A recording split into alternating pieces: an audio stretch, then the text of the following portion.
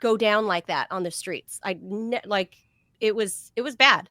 So what you got on Monday was, I think, a recalibration of the new reality. And it's crazy that the moment that Trump 8 years ago was trying to be so, I don't know that I want to say magnanimous, but at least uplifting, that was the reaction from the street, the Democrat street. And then I've been waiting for all hell to break loose, other than just the normal critics. And people have been kind of quiet. Now, I don't want to jinx it by saying that, but I'm very thankful that perhaps maybe the tough guy act has made some people say, all right, we do have to deal with this guy in a more civilized fashion because he's ticked off now and we don't want to taunt that. Maybe. Yeah, that's not my take. My take is I don't think so, because I'm all my friends voted for Kamala Harris. All my Democratic friends, they really have given up on the American people. They think that's awful. It's not good. I mean, I've argued against this. As a New Yorker who grew up in flyover country, I grew up in Ohio. I'm like, I mean, they're like, well, basically, we're done with them. They vote, they're stupid, they're mean, they're racist. They voted for Donald Trump, so we'll stay away. We'll stay here in the coasts.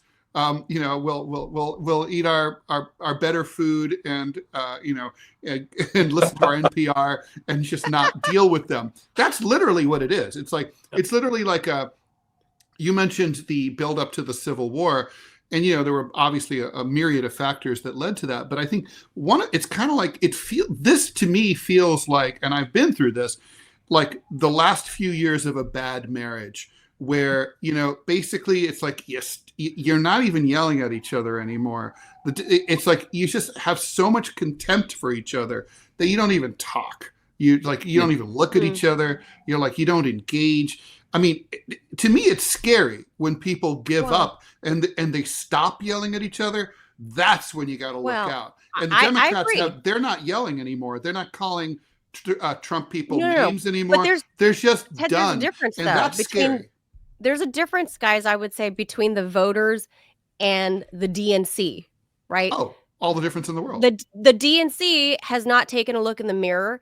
And all their acolytes like Rachel Maddow and all these, the Joy Reids of the world, of the media world, they're still carrying water for the failures of the party, whether it was the candidate or the platforms or whatever they don't think they failed. They don't think they failed, but the voters, and I would agree, Ted, and all my friends back home in California, they just all kind of like, oh, Kamala, okay, I guess we have to vote for her then. And then when she lost, they were all kind of like, meh, like it just went out of their sails. They weren't devastated. They were just kind of like, yeah, why would they? Well, she lost. You'd be devastated if you really felt like, like not getting this person is like a big loss for the country. I mean, I think about like 2016. There was a documentary about Mitt Romney on Netflix, and it came out of my takeaway was like, well, he's a nice man.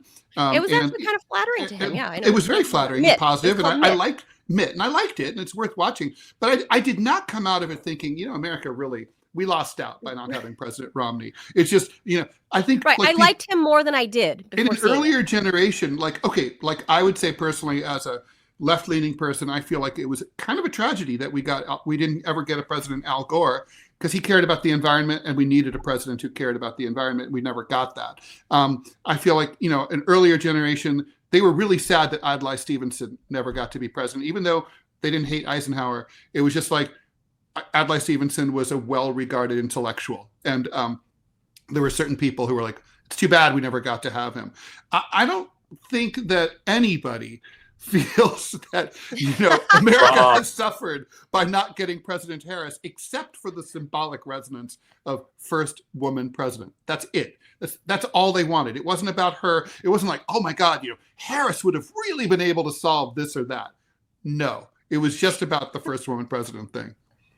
And winning. And just winning. And keeping Trump out. Right. But see, here's the thing. And this is why if Trump makes me mad right now, I'm delighted. But, politics, give us another week. If Trump makes me mad, I don't have any room because this guy's got to deliver. I do think he's grounded in policies and beliefs that will deliver for the American public and will give us a robust economy. And then my hope is that a lot of people will wake up and say, all right, maybe we've miscalculated here. And some of the things that Republicans and Trump have been talking about are worth re-examining and doubling and tripling down on. If he can give us another 4 years where we extricate ourselves from international conflict, we don't get into any new conflicts, and the economy buoys back up with an expansion, and we don't make any stupid mistakes. I mean, there's always you never know what's coming around the corner, like a COVID situation. Sure. I think that this could be, I mean, he says the new golden age of America, and that's what I'm all in on that. I need a golden age. Who's against it? No one's against it. I'm looking at my retirement account thinking I would really like to have a golden age. I would like to see that. Right, you got time for one last question, John? Yeah. So the reason we're talking already about his first 100 days, and I've already brought up the Virginia elections we're already at the end of January. Yeah. First of all, like, hello, the new year just happened, and now we're already at the end of January. We're going to barrel through the first 100 days, barrel through the first year of a Trump admin 2.0. The reason it's important is because before you know it, people like Congress is going to be jockeying for their midterm elections. Right. That's right. So Trump needs to get everything done. Right. Everything done now, the first 100 days. So we know 100%. We hear immigration. We've heard him talk about winding down. Look at Joe Biden. The only things he got done were during his first 6 months. Right. So like, what do you think he's going to barrel through and just bull in China shop in the next, it's been 5 days officially? 95 days. 95 days. We have 95 days left. What gets done in a real lawful manner where a bill actually comes to his desk? Mm-hmm. Yeah. Yeah. I think some of the social issues that have been so polarizing. I mean, look, I'm a gay guy. I know that upsets some people, and I'm a Republican. What? In my whole life. Yeah. So people freak out about that, but I have been very distressed. I mean, I was for gay marriage. I was for gays in the military. My whole argument was normalcy. Like, gay men and women are normal people who can show up at work, do a good job, behave. You go to the grocery store and everything like the rest of us. All normalcy. Wow. My distress is that we've lost that normalcy argument. And I think Trump, who has been pro-gay, I mean, before the Democrats even got on board with it in his business. But he has been anti-trans in some respects. Oh, yeah. And I think the trans thing is a place that's turning into a dividing line, which I'm actually, and I hate to say it, I'm okay with that, because I think we have indulged something that the American people are not on board with. That's it. And he's making some changes that I think still don't harm people, or they're not abusive to people, unlike what that minister said at the cathedral. I mean, I was 10, 12 rows behind Trump, and I was thinking, what are you talking about, lady? I'm sitting right behind the guy, and I'm thrilled he's there. Can I point out that anytime Joe Biden went to church, and he says he's a devout Catholic. I don't know how many times he went to church in the past 4 years, but we never heard any bishop or any clergy point the finger and kind of wag the finger at him for whatever else, for his son's misdeeds, or any of his own misdeeds, alleged misdeeds coming from, the likes of Ted Rall, or like allowing for wars to continue in Gaza. Well, he never got a finger wagged at, but here's Trump. Like, that to me was very distasteful of clergy. Biden was smart enough not to go to the churches where he would have got. And this is one of the sad things. The National Cathedral is a national treasure. And when I was in Washington, I went to a lot of events there, and I went to services there frequently. That was the bad thing, was I felt like it was such an opportunity to unite people that was missed because of a political agenda. Yeah. And I regret that happened. But I think the social issues, if he can carefully adjust things where we're not on the fringe anymore. I do think it was right to get rid of people in the military, I shouldn't say get rid of, dismiss people from the military who seem to be distracted by other issues, social issues, and let's just focus on being a defense system and one that will prevent aggression. I think that was responsible. I think a lot of Americans who have been disillusioned will say, all right, again, the normalcy thing, we're returning to a normalcy. And let's be honest, because I've lived around the world, normalcy in America is pretty damn good. And we should get back to that. Do you think there's any chance that Republicans will ever do something about healthcare? We saw what happened after the shooting of Brian Thompson allegedly by Luigi Mangione. The American people are furious. It's bipartisan. Everybody, Democrats and Republicans, both get sick. They both have terrible experiences with their insurers. They all pay these high medical bills. Is there Donald Trump promised to repeal and replace Obamacare with something better. The system's only gotten worse. They never came up with anything. Are we going to see anything like that in this term? I think it would be responsible to convene people to talk through where we are and what we adjust to. I would make the argument, I don't know how you all feel. I'm in a full-time job. I feel like I'm paying a fortune for my health care. Mm-hmm. And I guess if I have a heart attack today or I, get hit by a car in the parking lot, I think I'll get treated. But sure. my health care today versus 25, 30 years ago when I started working, I don't even go to the doctor anymore. It's like I can't get in.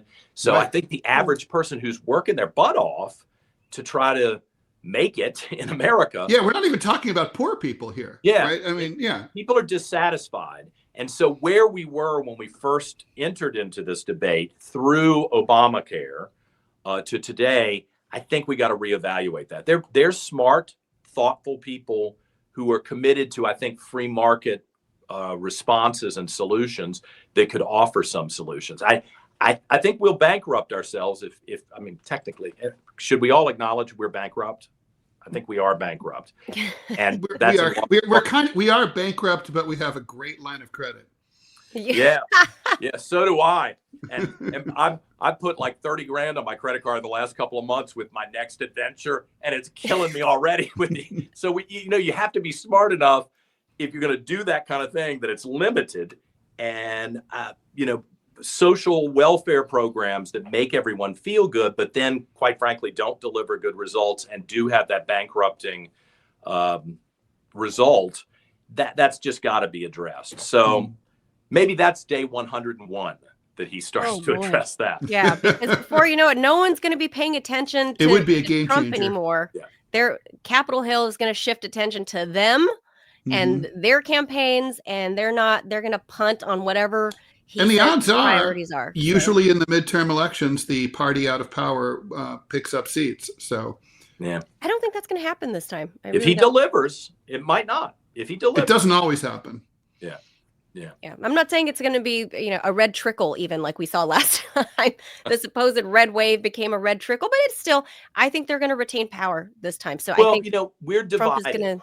And I think Donald Trump is Donald Trump. He's not going to change. Mm-hmm. But those of us who are in the orbit, I think we have an obligation to try to be reasonable and thoughtful and engage in some outreach to people who have normally not liked us. Mm-hmm. People who've written off Republicans. That's what I've been telling people is that's one reason that I'm looking at entering into the political fray, because I hear a lot of people who are mad. I'm mad too, but you got to try to get the next door neighbor who you haven't spoken to in 6 or 7 years. You got to get them to say, hey, this person's actually thoughtful. They do hear what our concerns are, and they do want to try to address them. That's the first step towards healing the country. And I think there are people out there who want to do that. We got to get them on stage. We got to get them into the legislature and into elected office. And Glenn Youngkin is somebody who he's a very religious guy. I sometimes joke on my own show, and he comes on pretty frequently. I'm like, do you wear a "What Would Jesus Do" bracelet? And I think he does. And I've joked with him, like, I want to see Jesus flip over a couple of tables and then go back to being nice. But he's got a nice demeanor, and I do think he's built up a lot of trust, not with the people who hate him because he's a Republican, but with just the general population. I think that's something that we might want to look at as Republicans going forward. We'll still be strong, but try to pull people over. That's you got to do that to win politically. Yeah, that's a really nice message. We'll leave that there because I like ending on a happy note, because Me too. when you hear Republicans not sounding, like a soundbite that Joy Reid would put on her show, that's a good thing, I think. Good. So That's John my Reid, goal. if and when you do make this announcement and you tell people, will you be sure to come back and let us know too and talk about it? Please. Well, book me for next week because I lose my job on Monday morning. So I guess I've, I'm really talking about healthcare. I'm not going to have healthcare by Monday afternoon. Oh boy. So I better not get hit by a car. Well, when the announcement is made official, watch both ways before you cross those very icy streets. Yes. Oh God. Paul, for having me. I enjoyed talking to you. I really appreciate it. It's a real pleasure. Thank you so much, John. Thank you. We hope to have you back very soon. We'll see you next week. Thanks, John. Thank you. Bye-bye. Thanks, John.